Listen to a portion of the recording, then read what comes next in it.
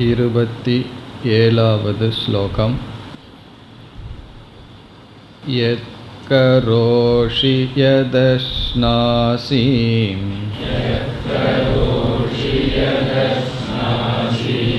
யத் ஜுகோஷி ததாசி யத்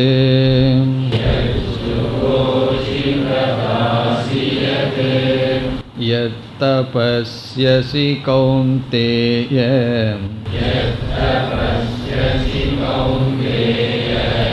தத் குருஷ்வ மதர்ப்பணம்.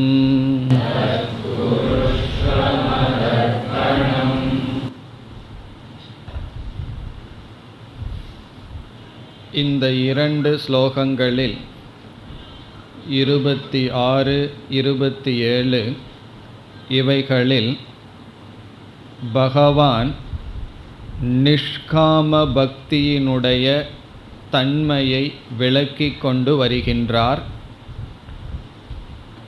இதில் பக்தி என்பது இரண்டு அம்சத்துடன் கூடியது.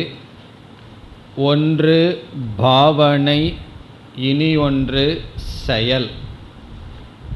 பாவனை என்றால் ஆட்டிடியூட், செயல் என்றால் ஆக்ஷன். Attitude and action.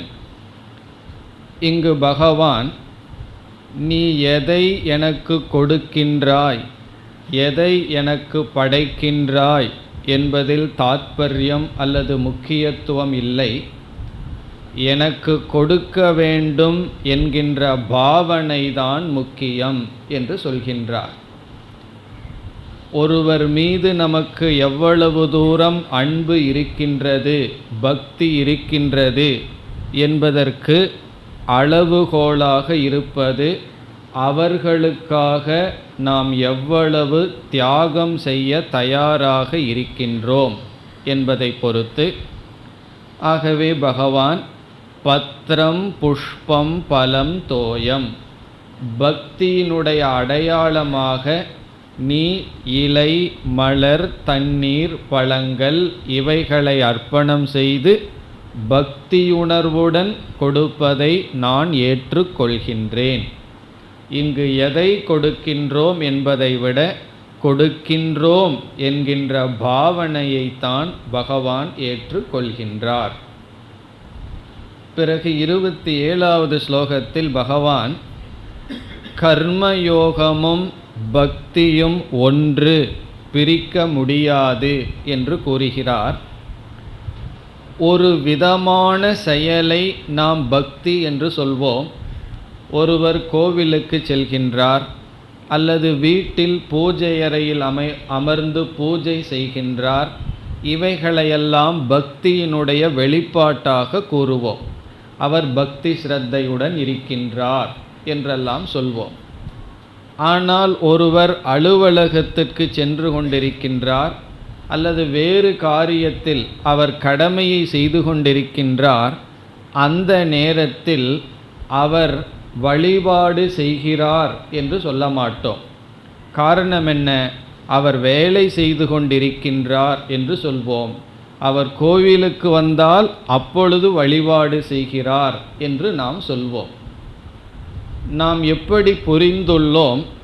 நம்முடைய அன்றாட செயல்களும் இறை வழிபாடும் வேறு வேறாக பிரித்து புரிந்துள்ளோம். அதனால்தான் கூறுவார்கள் ஒர்க் அண்ட் வர்ஷிப் என்று சொல்வார்கள். ஒர்க் அண்ட் வர்ஷிப் என்றால் என்னுடைய ஒர்க், என்னுடைய கடமை வேறு, பக்தி வேறு என்று பிரித்து சொல்வார்கள். ஆனால் இங்கு பகவான் சொல்றார் ஒர்க் ஈஸ் வர்ஷிப் என்று சொல்கிறார். அதுதான் கர்மயோகம், அதுதான் பக்தி. ஒர்க் அண்ட் வர்ஷிப் என்றால் என்னுடைய கடமை வேறு, பகவானுக்கு செலுத்தும் பக்தி வேறு. ஒர்க் ஈஸ் வர்ஷிப் என்றால் என்னுடைய கடமையே பக்தியாக வழிபாடாக செய்யப்படுகிறது. ஒருவர் வியாபாரம் செய்து கொண்டிருந்தால் பகவான் என்ன சொல்றார்? அந்த வியாபாரத்தையே பக்தியாக பூஜையாக செய்ய வேண்டும் என்று சொல்கின்றார். ஆனால் நடைமுறையில் என்ன பார்க்கின்றோம்? பூஜையே வியாபாரமாக ஆகிக்கொண்டு இருக்கிறது. பகவான் என்ன சொல்கிறார்? உன்னுடைய வியாபாரத்தை பூஜையாக்கு என்கின்றார். பூஜை வியாபாரமாகின்ற நிலையையும் பார்க்கின்றோம்.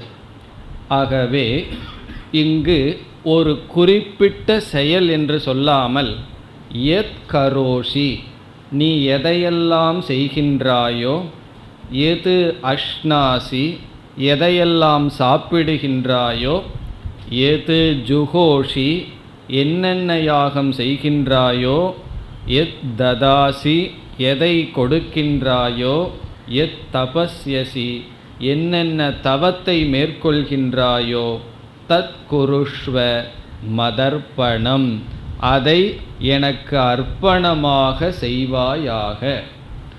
ஆகவே காலையில் நாம் எழுந்திருந்து பல் துவக்குவது முதல் கொண்டு உறங்க போகும் வரை நம்முடைய ஒவ்வொரு செயலும் பக்தியாக மாறலாம். எப்பொழுது?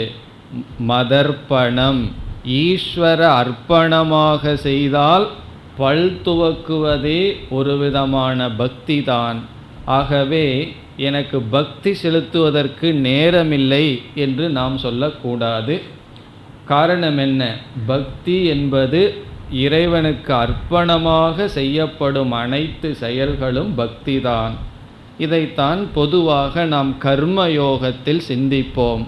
ஆகவே இந்த ஒரு ஸ்லோகமானது கர்மயோகமும் பக்தியும் அடிப்படையில் ஒன்று என்பதை காட்டுகின்றது. கர்மயோகத்தில் செயலுக்கு முக்கியத்துவம் கொடுத்து பேசுவோம், பக்தியில் பாவனைக்கு முக்கியத்துவம் கொடுத்து பேசுவோம். இங்கு பகவான் இந்த ரெண்டையும் இணைக்கின்றார். பக்தன் தான் கர்மயோகி, கர்மயோகி தான் பக்தன். பிறகு நாம் சென்ற வகுப்பில் மதர்ப்பணம் என்ற சொல்லுக்கு பொருளை பார்த்து வந்தோம். அதில் முதலில் நாம் பார்த்த பொருள், இறைவனுக்காக செய்தல் என்றால் அந்த செயலிலேயே திருப்தி அடைதல். அது முதல் பொருளாக பார்த்தோம். நாம் பகவானுக்காக செய்தல் என்பது நமக்கு திருப்தி அந்த செயலிலேயே வருகின்றது. அதற்கு மேல் வேறு ஒரு பலனை எதிர்பார்க்க மாட்டோம். அதற்கு ஒரு உதாரணம் ஒரு சுவாமி கூறுவார். அவர் வாழ்ந்த காலத்தில் அவர் கேள்விப்பட்ட ஒரு சம்பவம் இது. மகாத்மா காந்தி ஒரு இடத்திற்கு சென்றிருந்தாராம், கான்பூருக்கு சென்றிருந்தாராம். ஒரு செல்வந்தருடைய டிரைவர் மகாத்மா காந்தியை ரயில்வே ஸ்டேஷன்லேருந்து அவருடைய வீட்டுக்கு காரில் அழைத்து வந்தாராம். பிறகு அந்த டிரைவர் அதற்கு பிறகு யாரையெல்லாம் பார்க்கிறாரோ எல்லாரிடமும் என்ன சொல்வாராம்? மகாத்மா காந்திக்கு நான் 15 நிமிஷம் டிரைவ் பண்ணியிருக்கேன், இது ஒரு பெருமையாக எப்பொழுது பார்த்தாலும் பெருமை அடித்து கொண்டு இருப்பாராம். இப்பொழுது மகாத்மா காந்திக்கு 15 நிமிஷம் கார் ஓட்டி இருக்கிறதுல அவ்வளோ பெருமைப்பட்டு இருக்கார். இவருடைய முதலாளிக்கு என்ன பண்ணிகிட்ருக்கார்? அதுவும் அதே வேலையை தான் பண்ணிகிட்ருக்கார். இப்போ முதலாளிக்கும் கார் ஓட்டிகிட்டு தான் இருக்கார். அதை பெருமையாவா சொல்லிகிட்டு இருக்கார்? சொல்வதில்லை. பிறகு என்ன வேலை இவர் புதுசாக செய்தார்? அந்த 15 நிமிடம் செய்த செயலை நினச்சி சந்தோஷப்படுறதுக்கு இவர் புதுசாக என்ன பண்ணிட்டார்னு சொன்னால், ஒரு மனிதனுக்கு பதுவாக இனியொரு மனிதனை காரில் கொண்டு வந்திருக்கார். ஆனால் இரண்டாவதான கொண்டு வந்த மனிதன் மீது இவருக்கு உயர்ந்த ஒரு பக்தி இருந்தது. அவருக்காக செய்கிறேன் என்று சொல்லும் பொழுது அந்த செயலிலேயே திருப்தி அடைந்தார். அந்த செயலுக்கு அவர் கூலி கேட்க மாட்டார், அந்த செயலிலேயே திருப்தி அடைந்தார். அதுதான் இறைவனுக்காக செய்தல் என்பது. இப்போ பகவானுக்காக செய்கிறோம்னு சொன்னால் அந்த செயலிலேயே திருப்தி. இதை நாம் சென்ற வகுப்பில் பார்த்தோம். இனி இரண்டாவது கருத்து. எதனுடைய இரண்டாவது கருத்து? மதர்ப்பணம், பகவானுக்கு அர்ப்பணம் செய்து நாம் செயல் செய்தல். பகவானுக்கு அர்ப்பணம் செய்தல் என்பது என்ன என்பதனுடைய இரண்டாவது கருத்து என்னவென்றால், மமதா தியாகம். மமதா என்றால் என்னுடையது என்பதை தியாகம் செய்தல். மமதா என்றால் என்னுடையது. மமன என்னுடையது, மமதா என்றால் இது என்னை சார்ந்தது, என்னுடையது என்கின்ற புத்தியை தியாகம் செய்தல். இதம் ந மம என்று யக்ஞத்தில் சொல்லுவார்கள். ஒரு பொருளை யக்ஞத்தில் கொடுத்ததற்கு பிறகு இது என்னுடையது அல்ல என்கின்ற புத்தி. அதாவது நம்ம வாழ்க்கையில் எவ்வளவோ பொருள்களை பயன்படுத்தி கொண்டு வருகின்றோம். அப்படி பொருள்களை பயன்படுத்தும் பொழுது நம்மை அறியாமல் அந்த பொருளுக்கு நான் உரிமையாளன் என்கின்ற புத்தி விடுகிறது. அது எனக்கு சொந்தம், அது என்னுடையது என்ற எண்ணம் விடுகின்றது. இங்கு இறைவனுக்கு அர்ப்பணமாக செய்தல் என்றால் அனைத்து பொருள்களையும் நான் பயன்படுத்துபவன், எதுவுமே எனக்கு சொந்தமில்லை என்கின்ற புத்தி. எல்லாத்தையும் நான் பயன்படுத்துகின்றேன், பயன்படுத்துவதற்காக எனக்கு கொடுக்கப்பட்டது, நான் உரிமையாளன் அல்ல. இது மனசுக்குள்ளே இருக்க வேண்டிய புத்தி. செயலளவில் இது வராது. சில சமயங்களில் எதுவுமே எனக்கு சொந்தமில்லைங்கிறது செயலளவில் செய்தோம்னா கஷ்டம் வந்துடும். அது என்ன கஷ்டத்தை நான் இங்கே அனுபவிக்கிறேன்னு சொன்னால், சில பேர் அவங்க புஸ்தகத்தில் பேர் எழுத மாட்டார்கள். காரணம் என்ன? மமதா வந்துரும்னு சொல்லி. சரி, பேர் எழுதாட்டி பரவாயில்ல, பத்திரமா வச்சுருக்கணும், இங்கே மறந்து வச்சுட்டு போய் விடுவார்கள். பிறகு யார் புஸ்தகம்னு நான் எப்படி கண்டுபிடிக்கிறது? அப்படி நம்ம பேர் எழுதி கொண்டதனால மமகாரம் போயிரும்னு அர்த்தம் அல்ல. சிலதெல்லாம் விவகாரத்தில் செஞ்சுக்கிறோம், ஆனால் மனதுக்குள்ள இது ஈஸ்வரன் உடையது. இப்போ நம்ம ஒரு புதிய வீடு கட்டி உள்ளே போயிருந்தோன்னு சொன்னால் இது ஈஸ்வரனுடைய வீடு. அதனால தான் முதல்ல என்ன செய்வோம், நம்ம போகிறதுக்கு முன்னாடி பகவானுடைய படத்தை வச்சுருவோம். பகவான் தான் உள்ளே குடி போயிருக்கார். அதுக்கப்புறம் நம்ம போய் பகவானுடைய வீட்டில் இருக்கின்றோம். அப்படி எல்லாமே ஈஸ்வரனுடையது, பகவான் எனக்கு கொடுத்திருக்கின்றார். இந்த பாவனை தான் மதர்ப்பணம், ஈஸ்வரனுக்கு அர்ப்பணம் செய்தல். இதற்கு சாமிஜி ஒரு நல்ல உதாரணம் சொன்னார்கள்.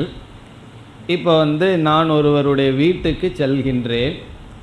அவர் வெள்ளி கிளாஸில் ஒரு டம்ளர் பால் எனக்கு கொடுக்கிறார். இதில் எது எனக்கு உரிமை? வெள்ளி கிளாஸ் எனக்கு கையில் கொடுக்கப்பட்டது. இதில் நான் எதை எடுத்துகிட்டு வரணும், எது எவ்வளவு தூரம் எனக்கு உரிமை இருக்குன்னா, அதற்குள்ளே என்ன இருக்கோ அதை குடிக்கிறதுக்கு தான் உரிமை இருக்குது. சரி, எனக்கு வெள்ளி கிளாஸே கொடுத்துருக்காருன்னு சொல்லி அப்படியே பாக்கெட்டில் விட்டு வந்தேன்னா அது எப்படி தர்மம் அல்லவோ? அதே போல் இந்த உலகம்ங்கிறது வெள்ளி கிளாஸ் போல். அதில் சிலதெல்லாம் பகவான் ஊற்றி நமக்கு கொடுத்துருக்கார். நம்ம என்ன பண்ணணுமா, அதுக்குள்ளே இருக்கிறத மட்டும் எடுத்துட்டு மீதியை அவர்களிடமே கொடுத்து விட வேண்டும். அப்போ மதர்ப்பணம்னா எல்லாம் ஈஸ்வரனை சார்ந்தது.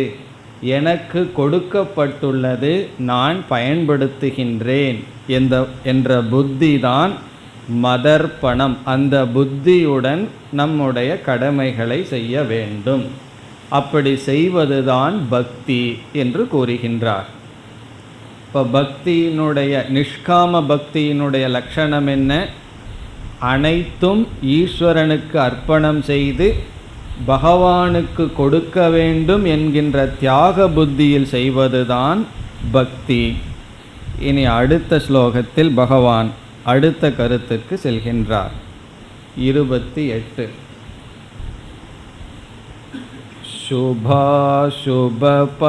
शुभाशुभफलैरेवं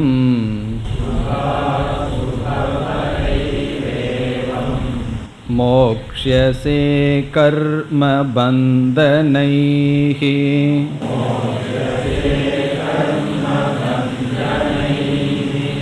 संन्यासयोगयुक्तात्मा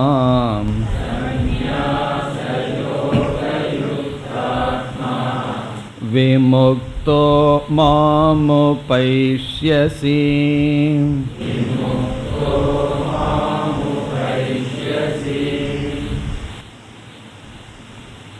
இந்த ஸ்லோகத்தில் நிஷ்காம பக்தியினுடைய பிரயோஜனத்தை பகவான் கூறுகின்றார். இவ்விதம் ஒருவன் நிஷ்காம பக்தி செலுத்தினால் என்ன பலனை அடைகின்றான்? நிஷ்காம பக்தியினுடைய பிரயோஜனம், பலம். என்ன பலனை இங்கு பகவான் கூறுகிறார் என்றால், இரண்டு பலன் இங்கு பகவான் கூறுகின்றார். ஒன்று ஜீவன் முக்தி, இரண்டாவது விதேக முக்தி. ஜீவன் முக்தி என்கின்ற பலன், விதேக முக்தி என்கின்ற பலன் இறுதியாக ஒரு பக்தன் அடைகின்றான் என்று கூறுகிறார். எதனுடைய பலன்? நிஷ்காம பக்தியினுடைய பலன். இப்பொழுது ஸ்லோகத்திற்குள் செல்லலாம். சுப அசுப பலைஹி. சுப அசுப பலைஹி. சுபம் என்றால் இஷ்டம், விருப்பம், நாம் விரும்புவது சுபம். அசுபம் என்றால் அனிஷ்டம். சுப அசுப பலைஹி என்றால் இஷ்ட அனிஷ்ட பலங்களிலிருந்து.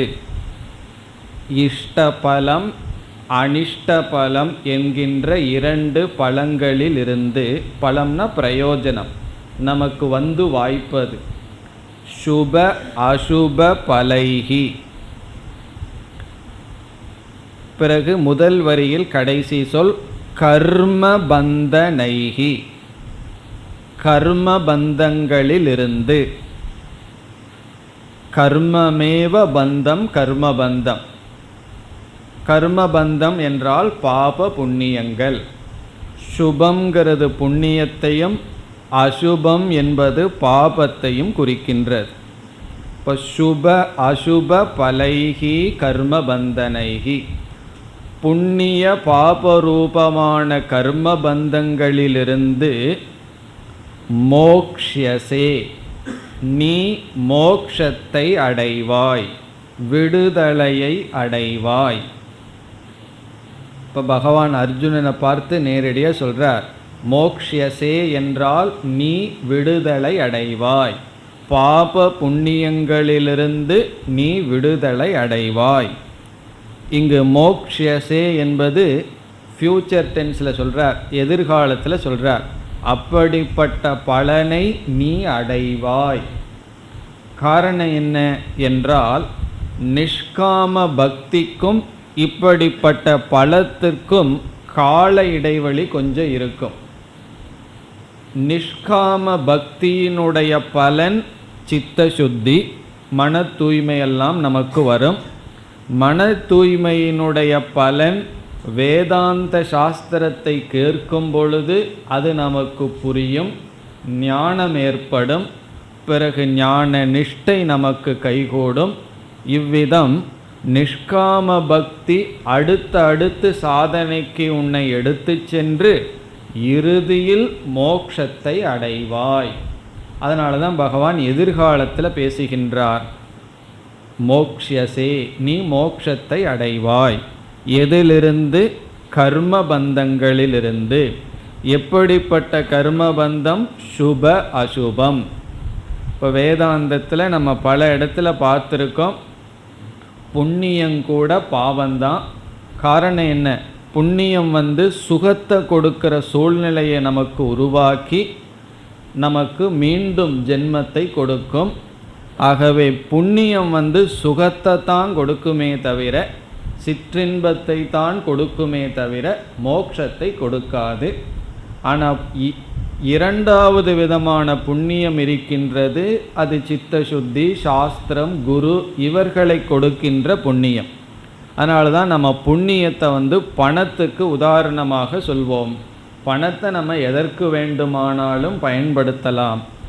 இவ்விதம் புண்ணிய பாபங்களிலிருந்து விடுதலையடைந்து நீ மோட்சத்தை அடைவாய்.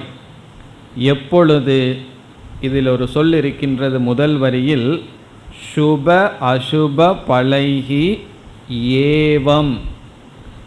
ஏவம் என்றால் எனக்கு அர்ப்பணம் செய்வதன் மூலமாக அல்லது எனக்கு அர்ப்பணம் செய்து உன்னுடைய வாழ்க்கையை நடத்தினால், மதர்ப்பணம் குர்வன் என்று பொருள். எனக்கு அர்ப்பணம் செய்து கொண்டு உன்னுடைய வாழ்க்கையை நடத்தினால், அல்லது நிஷ்காம பக்தி செலுத்துவதன் மூலமாக. நிஷ்காம பக்தி செலுத்துவதன் மூலமாக இஷ்ட அனிஷ்ட பல ரூபமான கர்ம பந்தத்திலிருந்து விடுதலை அடைவாய். இப்போ இதைத்தான் பகவான் இரண்டாவது வரியில் கடைசியில் விளக்குவார். அங்கு நாம் விளக்கத்தை பார்க்கலாம். பிறகு இந்த சாதகனுக்கு பகவான் இனியொரு பெயர் கொடுக்கின்றார். மிக அழகான சொல், சந்நியாச யோக யுக்தாத்மா. சந்நியாச யோக யுக்தாத்மா என்ற சொல் மோட்சத்தை அடையப் போகின்ற சாதகனை குறிக்கின்ற சொல். கர்மபந்தத்திலிருந்து விடுதலை அடையப் போகின்ற சாதகனை குறித்த சொல் இது. சந்நியாச யோக யுக்த ஆத்மா. இங்கு ஆத்மா என்ற சொல்லுக்கு மனம் என்று பொருள். அந்த கரணம், ஆத்மானா அந்த கரணம், நம்முடைய மனம். இப்படிப்பட்ட மனதை உடையவன், இப்படிப்பட்ட அந்த கரணத்தை உடையவன். யுக்தக என்றால் பொருந்திய, யுக்தாத்மா என்றால் இப்படிப்பட்ட மனதுடன் பொருந்தியவன். பிறகு எப்படிப்பட்ட மனதுடன் பொருந்தியவன்? இரண்டு விதமான மனதுடன் பொருந்தியவன். ஒன்று சந்நியாச, இரண்டாவது யோக.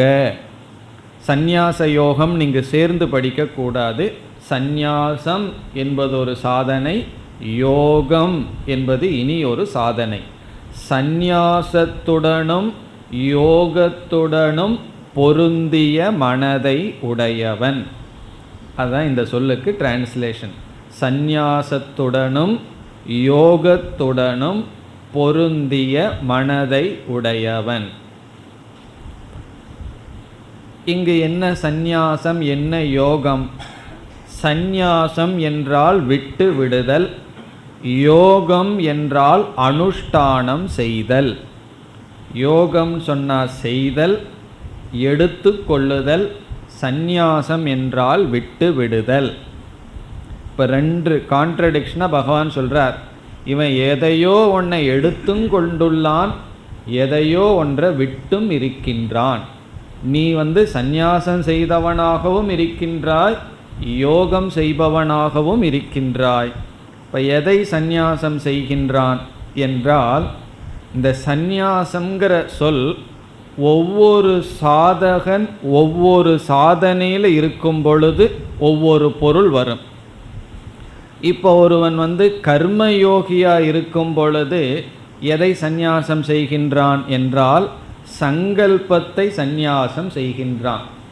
அவன் மனசில் இந்த பலன் வரணும் என்கின்ற ஆக்ரகம், அதை சந்நியாசம் செய்கின்றான். பக்தி யோகத்தில் இருக்கும் பொழுது மதர்ப்பணம் குர்வன் என்று மமதா, என்னுடையது என்பதை சந்நியாசம் செய்கின்றான். இவ்விதம் ஒவ்வொரு படியில சந்நியாசத்திற்கு பொருள். பிறகு ஞானியானதற்கு பிறகு கடைசியாக அவன் சந்நியாசம் செய்வது என்னவென்றால், முதல்ல மமதா, என்னுடையதுங்கிறத மனதளவில் விடுகின்றான். கடைசியாக நம்ம சந்நியாசம் பண்ணுறது என்ன என்றால் அகந்தா என்று சொல்வார்கள். அகந்தா என்றால் நான் என்பதை, அகங்கார தியாகம். இந்த கர்மயோகிக்கும் பக்தனுக்கெல்லாம் அகங்காரம் இருக்கு. காரணம் என்ன? என்ன காப்பாத்துன்னு சொல்கிறானே, நான் காப்பாற்றப்பட வேண்டும் சொல்லிட்டு இருக்கான். அந்த நான் இருக்கு, அது இருக்கணும். பக்தனாக இருக்கும்போதே அகங்காரத்தை விட முடியாது, விடக்கூடாதுன்னு சொல்ல வேண்டிய அவசியம் இல்லை, அவனால் விட முடியாது. ஞானத்தினால தான் அகங்கிறது சென்று விடுகிறது. ஆகவே சந்நியாசங்கிறது ஒவ்வொரு ஸ்டேஜில் ஒவ்வொன்றை நம்ம தியாகம் செய்வோம். அகங்காரத்தை தியாகம் பண்ணுறது ஞானத்தினால், கடைசியினால். இப்போ இந்த இடத்துல பகவான் என்ன சொல்கிறார், எப்படி பொருள் எடுத்துக்கணும்னா, சாதகன் பக்தனாக இருக்கும் பொழுது அவன் மமகாரத்தை தியாகம் செய்தவன், பகவானுக்காக அனைத்தும் கொடுக்கின்றேன் என்ற புத்தியை உடையவன், அது சந்நியாசம். பிறகு யோகம் என்ற சொல்லில் ஈஸ்வரனுக்காக செயல் செய்வதனால் அங்கு யோகம் என்ற சொல் சொல்லப்பட்டுள்ளது. இப்போ யோகம் என்பது ஈஸ்வரனுக்காக செயல் செய்தல், சந்நியாசம் என்பது தியாகம் செய்தல், பகவானுடையது என்ற புத்தியை வைத்துக்கொண்டு பலனை தியாகம் செய்தல். இப்போ இவனே ஞானியாகும் பொழுது எதை சந்நியாசம் பண்ணுவான்? அவன் சந்நியாசம் செய்வது அகங்காரத்தை, நான்கிறதையே தியாகம் செய்து விடுவான். இப்போ அப்படிப்பட்ட ஞானிக்கு தான் ஒரு சாதனையும் கிடையாது. எல்லா சாதனையும் யாருக்குன்னா எல்லாம் இந்த அகங்காரத்துக்கு தான். ஆத்மாவுக்கு ஒரு சாதனையும் கிடையாது. ஆகவே கடைசியில் சந்நியாசம் என்றால் அகங்கார தியாகம். அதற்கு முன்னாடி எதையெல்லாம் விட முடியுமோ அதை விடுவது சந்நியாசம். யோகம்ங்கிறது அனுஷ்டானம், யுக்தாத்மா என்பது பொருந்தியவன். இப்படிப்பட்டவனுக்கு என்ன பலன்? இனி அடுத்த சொல் விமுக்தக. விமுக்தக என்ற சொல் ஜீவன் முக்தியை குறிக்கின்றது. அவன் உயிரோடு இருந்து கொண்டிருக்கும் பொழுதே முக்தியை அடைந்துள்ளான். இதில் ஒரு வார்த்தை இருக்கு, ஜீவன் முக்தின்னு நம்ம சொல்கிறோம். ஜீவன்னு சொன்னால் உயிரோடு இருந்து கொண்டு இருக்கின்றான். முக்தக என்றால் விடுபட்டு விட்டான். இப்போ உயிரோடு இருந்து கொண்டு விடுபட்டு விட்டான்னா கண்டிப்பாக உயிரை விட்டுட்டான்னு அர்த்தம் கிடையாது. ஏன்னா ஜீவன்கிற சொல் அங்கே இருக்கு. பிறகு எதை விட்டுள்ளான் என்றால் துயரத்தை விட்டுள்ளான், சோகத்தை விட்டுள்ளான். தரதி சோகம் ஆத்மவிது என்பது உபனிஷத். ஆகவே விமுக்தக என்றால் இவன் உயிரோடு இருக்கும் பொழுதே மன நிறைவை அடைந்துள்ளான். சரியா வேதாந்த வகுப்பு உங்கள் காதுக்குள்ளே போயிட்டுருக்கான்னு நான் தெரிஞ்சுக்கணுன்னா அடிக்கடி ஒரு டெஸ்ட்டு வைக்கணும். ஜீவன் முக்தி ஒரே வரியில் சொல்ல வேண்டும், சொல்லணும். என்ன சொல்லணும்? மன நிறைவு. அப்படி அடிக்கடி சிலதெல்லாம் வேணும்னே திரும்ப திரும்ப சொல்லிகிட்டு இருக்கிறது காரணம் என்னவென்றால் இந்த முக்கியமான சில கருத்தெல்லாம் மனதில் பதியணுங்கிறதுக்காக. ஆகவே ஜீவன் முக்தி என்றால் நம்முடைய மனதை நிறைத்தல். இப்போ எப்படி நிறைச்சிட்ருக்கோம்? பொருள்களை கொடுத்து கொடுத்து மனதை நிறைக்க முயற்சி பண்ணுறோம். அது எப்படின்னா, பசி இருக்குது, வயிற்றை நிறைக்கிறோம். ஒரு 10 இட்லியை போட்டு நிறைச்சிட்டு இங்கே கிளாஸுக்கு வந்திருக்கோம். பிறகு வீட்டில் போகணுன்னு என்ன ஆகுதுன்னா மீண்டும் உள்ளே போட சொல்லுது. இப்போ இந்த வயிறு போல தான் நம்முடைய மனசு. தற்காலிகமாக நிறைஞ்சிட்ருக்கிறது நம்முடைய வயிறு. அதே போல் ஆசைப்பட்ட பொருள்களை கொடுத்து மனசு அப்பப்போ நிறைச்சிட்ருக்கோம். இந்த ஞானத்தினால நிரந்தரமாக மனசை நிறைக்கிறது தான் ஜீவன் முக்திகி. இப்போ ஜீவன் முக்தின்னு சொன்னால் கண்டென்ட்மெண்ட், திருப்திகி, குறையற்ற நிலை. அதனால தான் நம்ம யாரை பார்த்தாலும் தைரியமாக ஒரு வார்த்தை கேட்டுறோம், உங்களுக்கு என்ன குறைன்னு சொல்லி. காரணம் என்ன? அவ்வளவு ஷோர் நமக்கு கண்டிப்பாக அங்கே மனசில் நிறைவில்லை. இல்லை எப்படி இருக்கீங்கன்னு கேட்டால் முதல்ல நல்லா இருக்கீங்கன்னு சொல்லுவார். கொஞ்சம் அழுத்தமாக நல்லா இருக்கீங்களான்னு கேட்டால் பிறகு ராமாயணம் வந்துடும். இல்லையே இப்படி அப்படின்னு சொல்ல ஆரம்பிச்சிருவோம். அப்படி ஒரு குறை நமக்கு இருக்குது. எந்த பொருளும் நம்மைய நிறைக்கவில்லை. இவன் விமுக்தகன அந்த குறையிலிருந்து விடுதலை அடைந்து நிறைவாக இந்த வாழ்க்கையை வாழ்ந்து கொண்டு இருப்பான். எவ்வளவு நாள்? அவனுக்கு இந்த பிராரப்த கர்மம்னு ஒன்று இருக்குது, அதுவரை. சரி, இந்த பிராரப்த கர்மம் முடிஞ்சிட்டா இந்த ஸ்தூல தேகம் கர்ம வினையினால் சென்று விட்டால் அவனுடைய நிலை என்ன? அது அடுத்த சொல். மாம் உபைஷ்யசி. மாம்னா என்னை, இங்கு என்னைனா நிர்குணஸ்வரூபமான பிரம்மத்தை, உபைஷ்யசி அடைவாய். நிர்குண ரூபமான பரபிரம்மத்தை நீ அடைவாய். இதனுடைய அர்த்தம் என்ன? மீண்டும் பிறக்க மாட்டாய், புனர்ஜென்மம் இல்லை. இப்போ மாம் உபைஷ்யசி, உபைஷ்யசின்னா அடைவாய். இதையும் பகவான் ஃபியூச்சர் டென்ஸில் சொல்கிறார். காரணம் என்ன? இப்போ அர்ஜுனன் உயிரோடு இருந்து கொண்டு இருக்கின்றான். இப்போ நீ உயிரோடு இருக்க, உனக்கு ஜீவன் முக்திங்கிறது முதல்ல கிடைக்கும். அதனுடைய அர்த்தம் என்ன? உயிரோடு இருக்கும் பொழுதே உன்னுடைய மனதை நீ நிறைத்து விடுவாய்.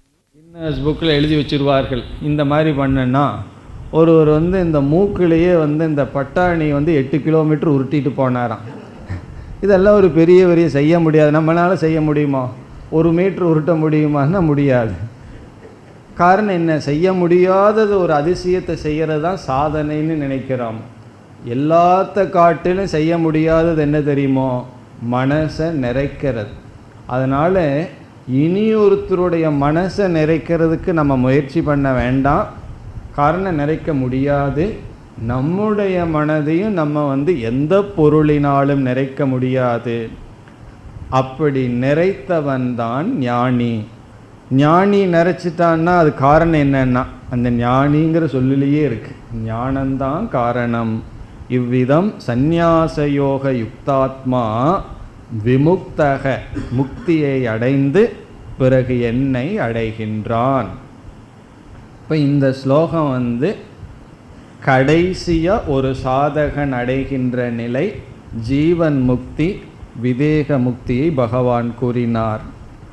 இனி அடுத்த ஸ்லோகம் 29. சமோகம் சர்வபூதேஷு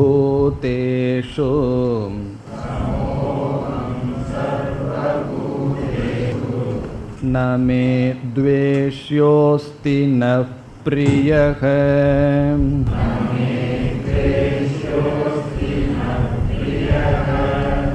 ये भजन्ति तु मां भक्त्या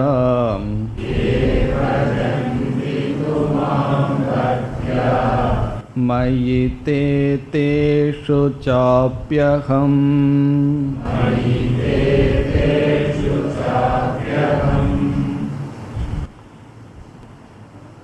சென்ற ஸ்லோகத்தை படித்தவுடன் நமக்கு ஒரு சந்தேகம் வரலாம்.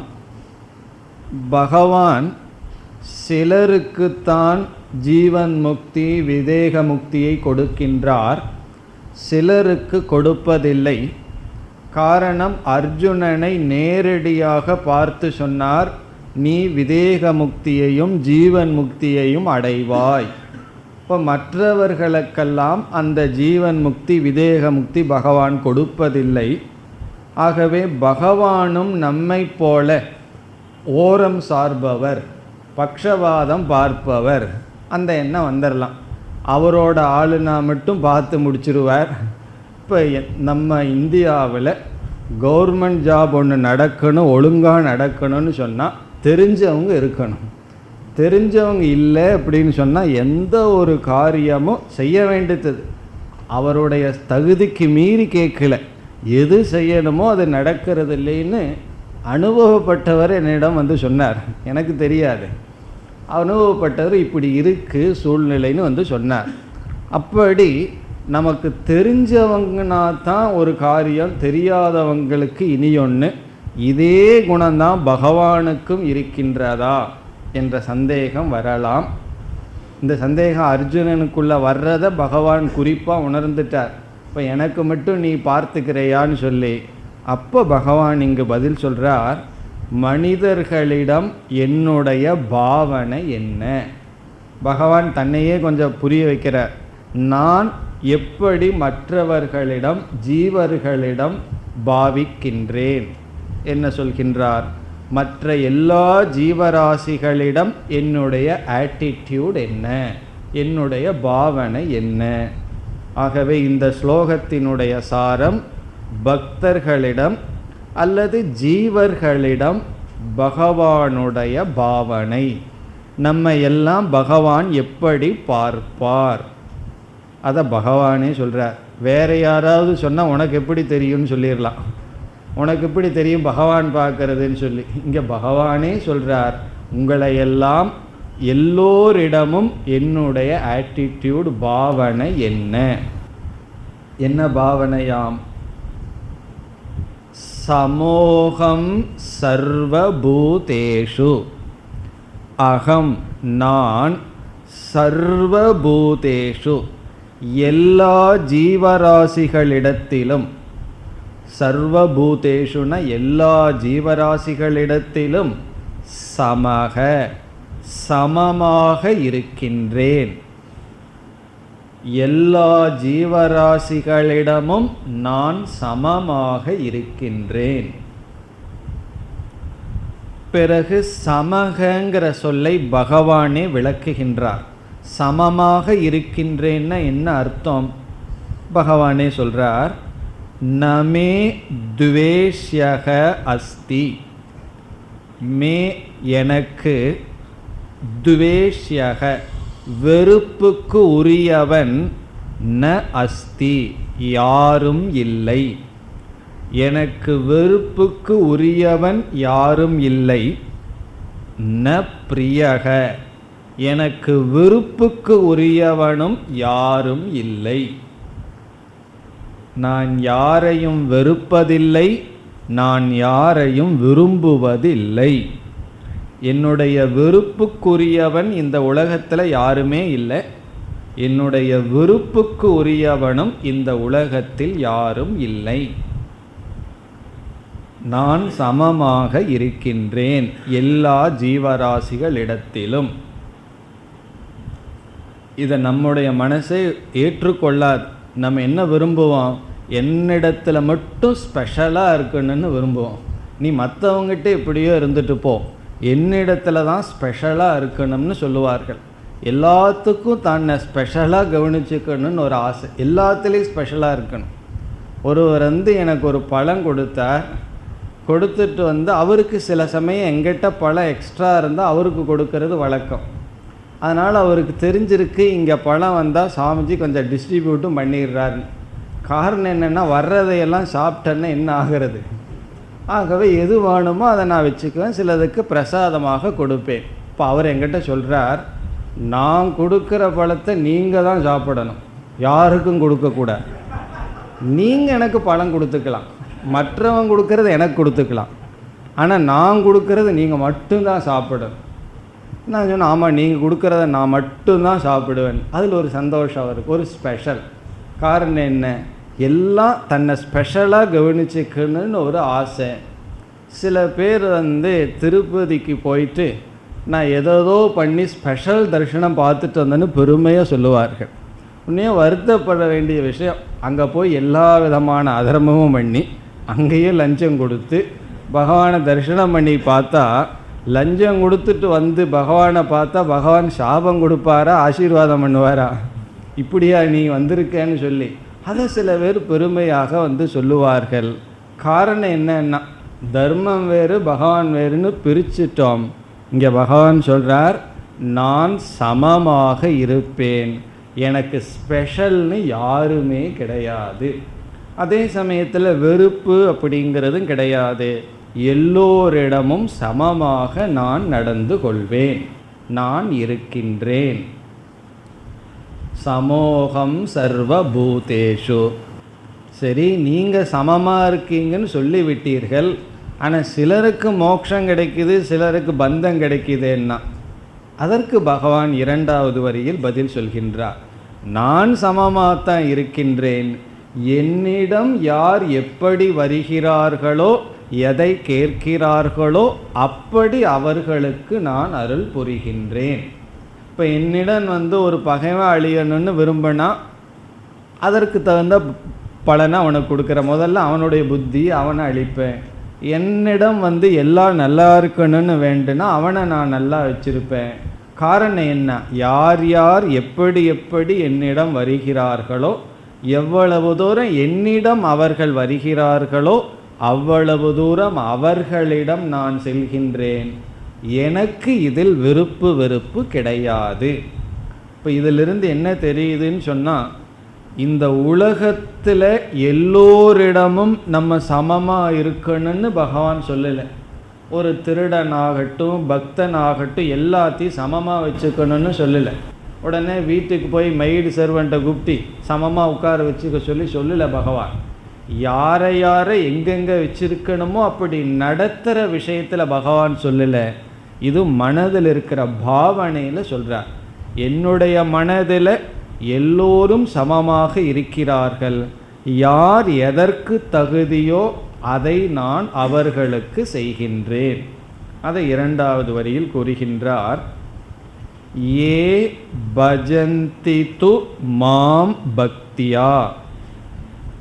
ஏ எவர்கள் மாம் என்னை பக்தியா பஜந்தி பக்தியுடன் வழிபடுகிறார்களோ நாடுகிறார்களோ, பக்தியா பக்தியுடன் என்னை நாடுகிறார்களோ வழிபடுகிறார்களோ, அதாவது என்னை நோக்கி யார் வருகிறார்களோ, என் மீது யார் பக்தி செலுத்துகிறார்களோ, அதை பற்றி பிறகு கடைசி வரியில் சொல்கிறார். தே மயி அவர்கள் என்னிடத்தில் இருக்கிறார்கள். ஏ எவர்கள் என்னை நோக்கி பக்தியுடன் வருகிறார்களோ, தே அவர்கள் மயி என்றால் என்னிடத்தில் இருக்கிறார்கள். பிறகு இனி ஒன்று பகவான் சொல்கிறார். தேஷு அவர்களிடத்தில், ச அபி அவர்களிடத்திலும், அகம் நான் இருக்கின்றேன். அவர்கள் என்னிடத்தில் இருக்கிறார்கள், அவர்களிடத்தில் நான் இருக்கின்றேன். இதில் என்னுடைய விருப்பு வெறுப்புக்கு இடமில்லை. என்னுடைய விருப்பு வெறுப்புக்கு இடமில்லை. அவர்கள் என்னிடத்தில் எவ்வளவு தூரம் நோக்கி வருகிறார்களோ அது அவர்களை பொறுத்தது. நான் சாமான்யமாக இருக்கின்றேன். இதற்கு என்ன உதாரணம் சொல்வார்கள்? நெருப்பு இருக்கின்றது. அந்த நெருப்பினுடைய அருகில் ஒருவன் அமர்ந்திருக்கின்றான். குளிர்காலம்னு வச்சுக்கணும். அப்போ அந்த நெருப்பு அவனுக்கு என்ன செய்கின்றது? குளிரை நீக்குகின்றது. ஒருவன் ரொம்ப தூரத்தில் அமர்ந்திருக்கின்றான். அந்த நெருப்பு அவனுடைய குளிரை நீர்க்கவில்லை. காரணம் என்னன்னா, நெருப்புக்கு அவன் மேலே அட்டாச்மெண்ட்னு சொல்ல முடியாது. காரணம் என்ன? இவன் நெருப்பினுடைய அருகில் அமர்ந்திருக்கின்றான், அதை இவன் பயன்படுத்துகின்றான். இவன் நெருப்பினுடைய அருகில் போகல, ஆகவே அந்த நெருப்பினுடைய பலனை இவன் பயன்படுத்தவில்லை. அதான் பகவானுடைய அனுகிரகம் நெருப்பு போல. யார் அதை பயன்படுத்துகிறார்களோ அவர்களை பொறுத்து, பயன்படுத்தாததும் அவர்களை பொறுத்து. அதனால தான் இந்த விஷயத்தில் 2 உதாரணம் எப்பொழுதுமே சொல்வார்கள். ஈஸ்வர அனுகிரகம், ஸ்வப்பிரயத்தனம். இறைவனுடைய அனுகிரகமும் நம்முடைய பிரயத்தனமும் எப்படி என்றால், இப்போ மழை பெய்யுது. மழைங்கிறது எல்லா விதமான பயிர்கள் வருவதற்கு சாமானிய காரணம். ஒவ்வொரு பயிரும் ஒவ்வொரு விதமாக வருவதற்கு விதை விசேஷ காரணம். அப்படி பகவானுடைய அனுகிரகங்கிறது சாமானிய காரணம். அந்தந்த பக்தர்களினுடைய ஜீவர்களினுடைய மன வளர்ச்சி என்பது விசேஷ காரணம். அதனால் பகவான் என்ன பண்ணுவார்? யார் எந்த பாவனையுடன் அல்லது யார் எந்த நிலையிலிருந்து பகவானிடம் வருகின்றாரோ பகவான் அதற்கு தகுந்தாற்போல் என்ன செய்வார்? அனுகிரகம் செய்கின்றார். அதனால் பகவானுக்கே ஒரு பக்தர் மீது பற்று வந்துடுதுன்னு வச்சுக்குவோமே. பகவானுக்கே சாய்ஸ் கிடையாது. பகவானுக்கே பற்று வந்தாலும் பகவான் என்ன செய்வார்? அவனுடைய தகுதிக்கேற்றபடி தான் பலனை கொடுப்பார். தகுதிக்கு மேலே பகவான் பலனை கொடுக்க மாட்டார். நான் ஏற்கனவே சொல்லியிருக்கேன், ஒருவன் பகவான்கிட்ட போய் பிரார்த்தனை பண்ணுறான், எனக்கு ப்ரமோஷன் வேணும், எனக்கு ஆஃபீஸில் இன்னும் அதிகமாக வேலை செஞ்சு பணம் வேணுன்ட்டு வர்றான். பகவான் பார்க்குறார், இவன் ரொம்ப நல்லவனாக இருக்கானே, இவனுக்கு வைராக்கியத்தை கொடுத்து ஞானத்தை கொடுக்கலான்னு சொல்லி ஆஃபீஸ்லேருந்தே அவனை கழட்டி விட்டுட்டு என்ன ஆகும்? அவனுக்கு ஜாபையே பகவான் நீக்கி விட்டுட்டாருன்னு வச்சுக்குவோமே. பகவானை தரிசனம் பண்ணிட்டு போகிறான், போன உடனே ஆஃபீஸர் வெளியே போன்னு சொல்லிடுறார். பகவானுடைய அனுகிரகம்தான். இப்போ என்ன செய்வான்? பகவானை திட்ட ஆரம்பிச்சிடுவான். அதே இது ஒரு பெரிய முமுட்சுவாக இருக்கான், அவன் ஞானத்துக்கு போகிற தயாராக இருக்கான், அவனுக்கு அந்த வேலையை செஞ்சால் அது நல்லது. அப்படி இப்போ ப்ரமோஷன் வேணும்னு கேட்குறவனுக்கு பகவான் என்ன செய்வார்? அதைத்தான் கொடுப்பார். அதுவும் தகுதி இருந்தால் கொடுப்பார், தகுதி இல்லாமையும் கொடுக்க மாட்டார்.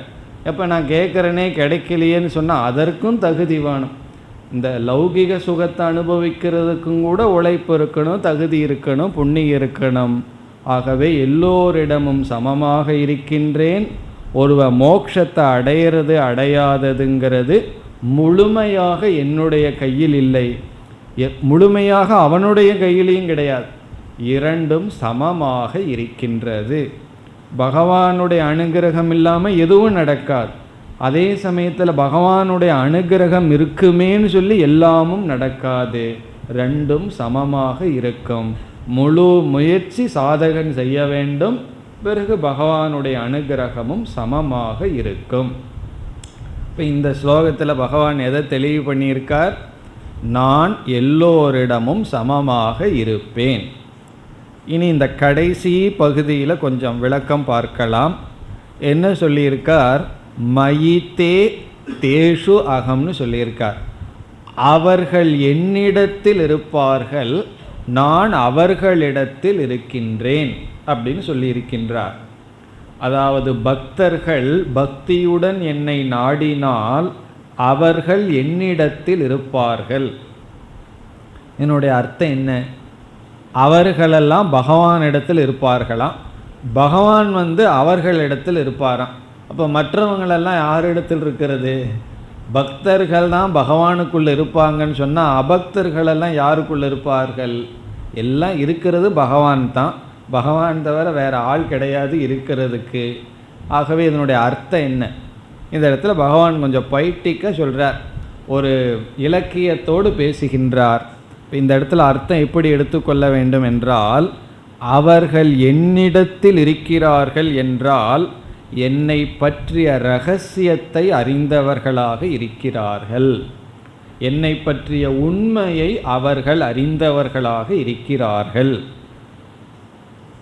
நம்ம ஏதேதோ எல்லா விதமான சீக்ரெட்டையும் தெரிஞ்சுக்கணும்னு ஆசைப்படுறோம். ஆனால் பகவானை பற்றிய சீக்ரெட்டை தான் தெரிஞ்சுக்கிறதுக்கு ஆசையே நமக்கு வர்றதில்லை. இங்கே சொல்கிறார், என்னுடைய உண்மையான இரகசியம், என்னுடைய தன்மையை நான் அவர்களுக்கு சொல்லுவேன். அப்போ என்ன? அவர்கள் என்னிடத்தில் இருக்கிறார்கள். பிறகு நான் அவர்களிடத்தில் இருப்பேன்கிறதுக்கு என்ன அர்த்தம் என்றால், பகவானிடத்தில் அவர்கள் இருப்பார்கள், பகவானுடைய தன்மையை புரிந்திருப்பார்கள். பிறகு அவர்களிடத்தில் நான் இருப்பேன் என்றால் அவர்களுடைய மனம் முழுதும் நான் நிறைந்திருப்பேன். அவர்கள் இந்த உலகத்தை பார்க்கும்போது யாரை பார்ப்பார்கள்? என்னைத்தான் பார்ப்பார்கள். அவர்களுடைய திருஷ்டியிலிருந்து நான் விலகி செல்ல மாட்டேன். எதை பார்த்தாலும் அங்கு ஈஸ்வர புத்தி தான் அவர்களுக்கு இருக்கும். இப்போ அவர்களிடத்தில் நான் இருக்கிறேன்னு சொன்ன என்ன? அவர்களுக்குன்னு புது லோகம் கிடையாது. பக்தர்கள் ஞானிகளுக்கு திடீர்னு புதிய லோகம் வரவில்லை, இதே உலகம். ஆனால் பார்க்கின்ற திருஷ்டி வேறாக இருக்கின்றது. அதனால தான் அழகாக ஒரு சிந்தனைவாதி சொல்லுவார், நமக்கெல்லாம் வாட் டு see அப்படிங்கிறது தான் dot. What to see is dot, not how to see is அப்படின்னு சொல்கிறார். எதை பார்க்கணும்னு சொல்லி கொடுத்துட்டோம், எப்படி பார்க்கணும்னு சொல்லி கொடுக்கவில்லை. இந்த உலக இதையெல்லாம் பாரு அதையெல்லாம் பாருன்னு சொல்கிறோம், ஆனால் அதை எப்படி பார்க்கணும்னு சொல்லி கொடுக்கவில்லை. உண்மையிலேயே சொல்லி கொடுக்க முடியாது. அது நமக்குள்ள வர வேண்டிய மாற்றம். என்ன மாற்றம்னா, இதையெல்லாம் பார்த்தாச்சு, கடைசியில் அதை எப்படி பார்க்கணும்? ஈஸ்வர சுரூபமாக பார்க்கிறோம்.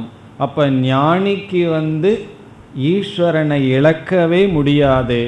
அவன் எதை பார்த்தாலும் ஈஸ்வர சுரூபம். கல்ல புலன் ஐந்தும் காளா மணி விளக்கேன்னு ஒரு பாட்டு இருக்கு.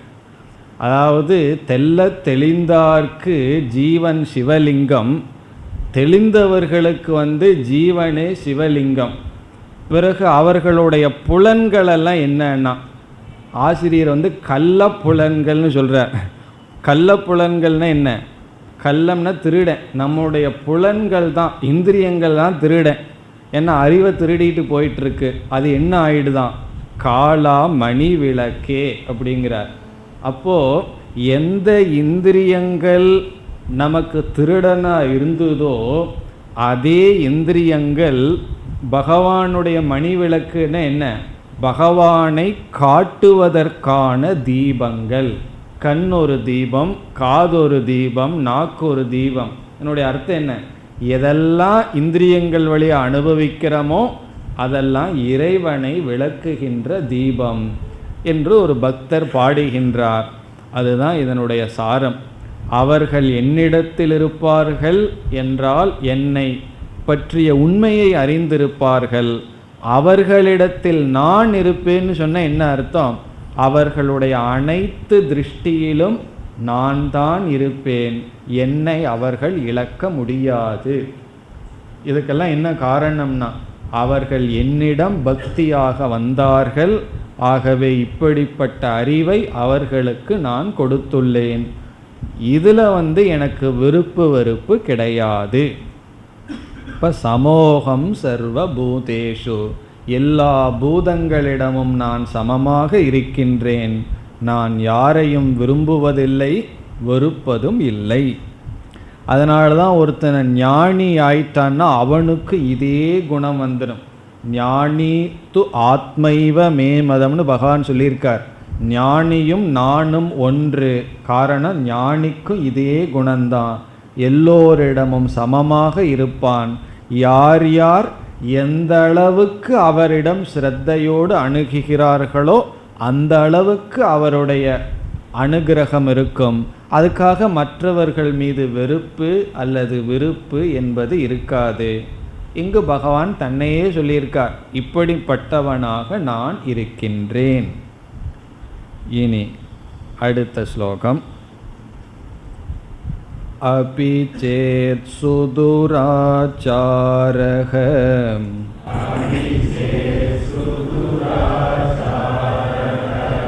பஜதே மாமனன்யபாக்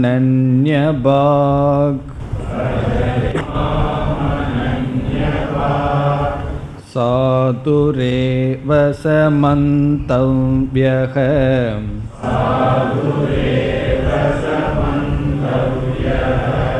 சம்யக் வ்யவசிதோ ஹி சக.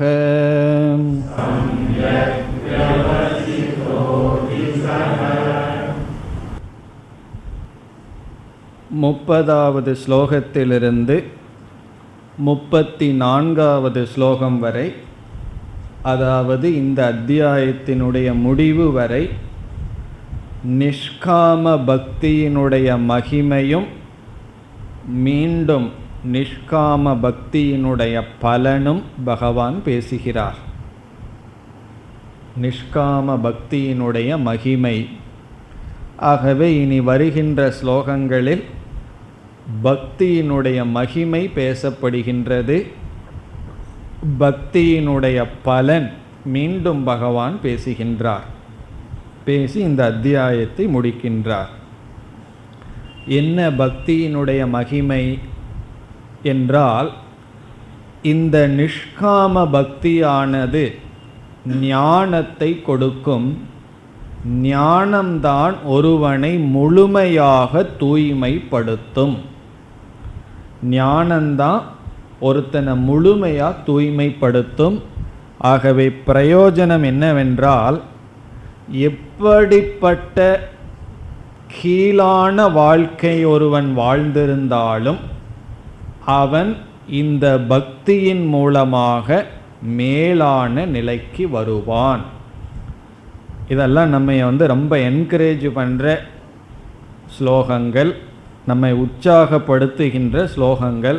காரணம் என்னன்னா, இந்த வேதாந்தத்துக்கு வர்றதுக்கு முன்னாடி என்னென்ன பாவமெல்லாம் பண்ணமோ, யார் குடும்பத்தை எல்லாம் கெடுத்தோமோ, தேவையில்லாத பேசி எத்தனையோ பாவம் பண்ணிட்டு வந்திருப்போம்.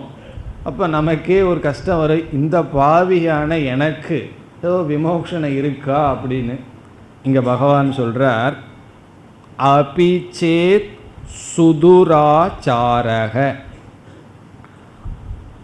துராச்சாரக என்றால் தவறான நடவடிக்கை உடையவன். துராச்சாரம்னா மோசமாக வாழ்கிறது, மிக மிக கீழான வாழ்க்கை வாழுதல். அதோட பகவான் விட்டாரா, சுதுராச்சாரகன்னு சொல்கிறார். கீழான வாழ்க்கையை விட கீழான வாழ்க்கை வாழ்கிறது. சுதுராச்சார் அதாவது எவ்வளவு பாவம் மேக்சிமம் பண்ண முடியுமோ அவ்வளவு பாவம். ஒருவர் அப்படி தான் வந்தார். வந்த உடனே நமஸ்காரம் பண்ணிட்டு திடீர்னு அழுதார். ஏன்னு கேட்டேன். நான் இந்த உலகத்தில் என்னென்ன பாவம் பண்ணியிருக்கிறேனோ அது பண்ணி முடிச்சாச்சு, இனிமேல் பண்ணுறதுக்கு ஒன்றும் இல்லை அப்படின்னாரு. எல்லா பாவமும் நான் பண்ணிட்டேன், எனக்கு விமோக்ஷனம் இருக்குமான்னு கேட்டார். எனக்கு இந்த ஸ்லோகம் தான் ஞாபகம் வந்தது. அபிச்சேத் சுதுராச்சாரக. இப்படி ஒருவன் இருந்தாலும் எவ்வளவு பாவம் பண்ண முடியுமோ அவ்வளவு பாவம் பண்ணியிருந்தாலும் அவனுக்கெல்லாம் பக்தியில் விமோக்ஷனம் இருக்குன்னு சொல்கிறார். பஜதே மாம் அனன்யபாக். மாம் பஜதே, என்னை வழிபட்டால். மாம்னா இந்த இடத்துல ஈஸ்வரன், கிருஷ்ணர் மட்டுமல்ல, ஏதோ ஒரு பகவானை, ஈஸ்வர தத்துவத்தை பஜதே ஒருவன் வழிபட்டால். அதனால் பக்திக்கு ஒருத்தன் வரணுன்னா சில பேர் சொல்லுவார்கள், மனதில் நல்ல தூய்மையாக இருப்பவர்கள் தான் கோயிலுக்கு வர வேண்டும்னு போர்டு எழுதி போட்டால் யார் கோயிலுக்குள்ளே போக முடியும்? அர்ச்சகர் முதல் கொண்டு போக முடியுமானா? போக முடியாது. போக வேண்டிய அவசியம் இல்லை. காரணம் என்ன? மனது தூய்மையாக இருந்தால் இருக்கிற இடமே கோயில் தான். ஆகவே அசுத்தமாக இருப்பவர்கள் தான் உள்ளே போய் தூய்மைப்படுத்தணும். அதனால் என்னென்னா, உடலை தூய்மையாக வச்சுட்டு கோயிலுக்கு போய் மனதில் இருக்கிற தூய்மையை நீக்கணும். நம்ம என்ன செய்கிறோம்? உடலையும் கோயிலையுமே தூய்மையாக வச்சுக்கிறது இல்லை. இப்போ முதல்ல என்ன செய்யணும்? சுற்றுப்புற சூழ்நிலை, உடல், இதையெல்லாம் தூய்மையாக வச்சுட்டு, இதெல்லாம் பேசிக் குவாலிஃபிகேஷன். பிறகு உள்ளே போய் மன தூய்மையை நம்ம அடையணும். இங்கே பகவான் சொல்கிறார், ஒருத்தர் எவ்வளவு பாவியாக இருந்தாலும் என்னை வழிபட்டால். பிறகு வழிபடும் பொழுது எப்படி வழிபடணும்? அனன்யபாக். அனன்யபாக் என்றால் வேறு எந்த சுகத்தையும் எந்த லட்சியத்தையும் நாடாமல் என்னையே வழிபட்டால். அனன்யபாக்ன வேறு எதையும் நாடாமல் என்னையே ஒருவன் வழிபட்டால், பிறகு அவனை பற்றி பகவான் சொல்றார், சாதுகு ஏவ சக மந்தவ்யக. சக சாதுகு, அவன் நல்லவன். இங்கு சாது என்றால் நல்லவன், மேலானவன், உயர்ந்தவன். மந்தவ்யக என்று கருதப்பட வேண்டும். அவனை உயர்ந்தவனாக கருதப்பட வேண்டும். அதனால தான் ரிஷி மூல நதி மூல ஆராயக்கூடாதுன்னு சொல்கிறது. ஒருவர் முன்னாடி எப்படியோ இருந்திருக்கலாம், ஆனால் அனைத்து பாவத்தையும் பக்தி ஞானத்தினால் நாம் கடந்து செல்லலாம். சக சாதுகு, அவன் சாது என்று மந்தவ்யக கருதப்பட வேண்டும். காரணம் என்ன என்றால், அவன் இப்பொழுது சரியான பாதைக்கு வந்து விட்டான். சம்யக் வியவசிதக ஹி சக. சக அவன், சம்யக் சரியாக, வியவசிதக நிச்சயம் செய்துள்ளான், இப்பொழுது சரியான பாதைக்கு வந்துள்ளான். இப்போ இதற்கு முன்னாடி போனது போகட்டும், இப்பொழுது சரியான நிலைக்கு வந்துள்ளான். இதெல்லாம் பக்தியினுடைய பெருமை. அடுத்த வகுப்பில் தொடரலாம். ஓம் பூர்ணமத பூர்ணமிதம் பூர்ணாத் பூர்ணமுதச்யதே பூர்ணஸ்ய பூர்ணமாதாய பூர்ணமேவாவசிஷ்யதே. ஓம் சாந்தி சாந்தி சாந்தி.